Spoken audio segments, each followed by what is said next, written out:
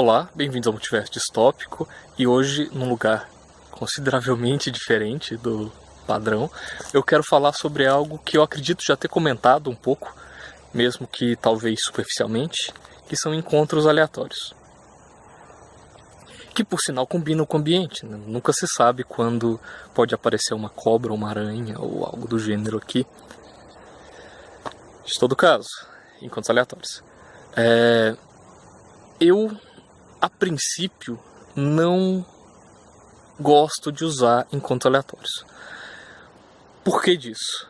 Geralmente, as minhas histórias como mestre têm um caminho ou uma teia de histórias mais previamente determinados, que não é algo necessariamente bom, nem necessariamente ruim, mas eu geralmente tenho uma ideia de onde eu quero que os jogadores cheguem, com vários caminhos para se chegar nisso. Isso pode ser feito de diversas formas, dependendo do jogo, dependendo da situação, mas eu muito raramente uso uma tabela falando em tal região você pode encontrar ursos, lobos, goblins ou trolls, por exemplo. Mas eu não vejo isso necessariamente como algo ruim. Recentemente eu escrevi uma aventura para Mifaruga e que eu ainda estou em processo de edição e tudo para cogitar a possibilidade de mestrar, embora já tenha mais ou menos planejado como eu faria isso.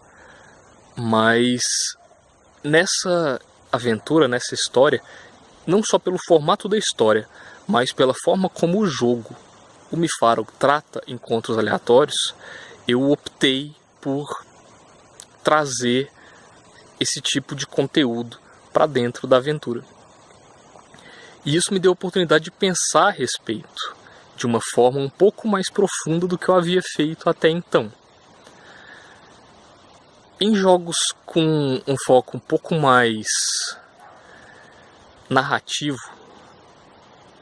não sei se essa é a palavra correta, mas assim, com uma atenção maior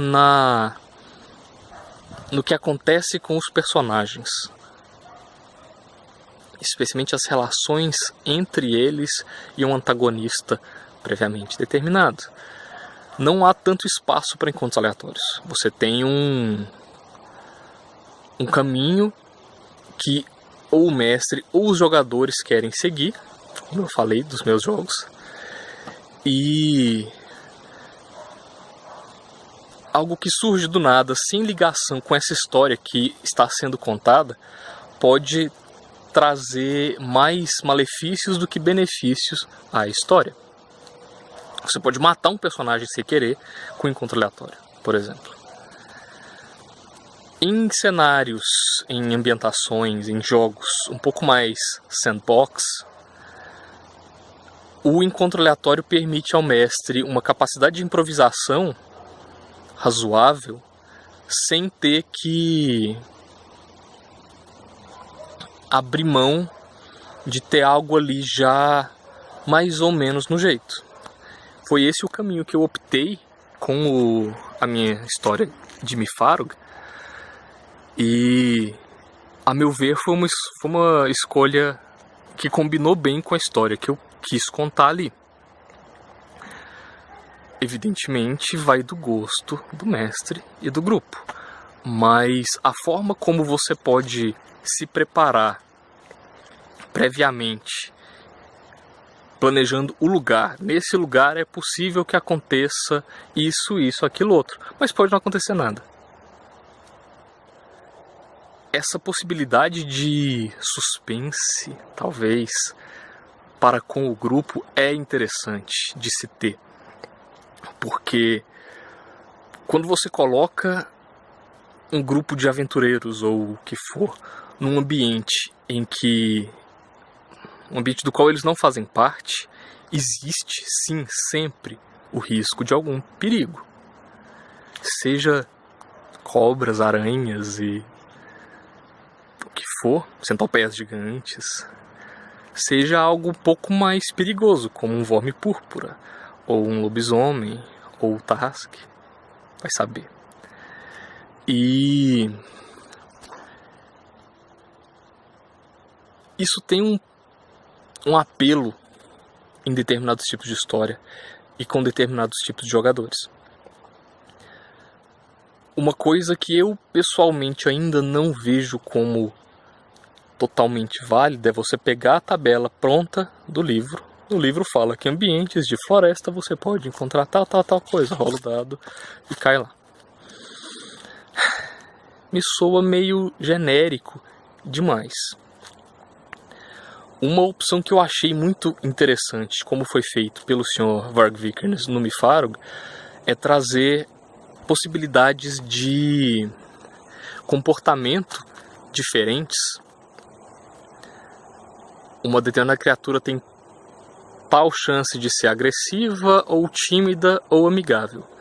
E especialmente com o material do Travels and Treasures, se não me engano, traz mais especificação ainda dentro disso, de forma aleatória. Um encontro agressivo pode acontecer por causa disso, daquilo outro. Um encontro pacífico pode ser uma série de coisas também. Você determina isso aleatoriamente.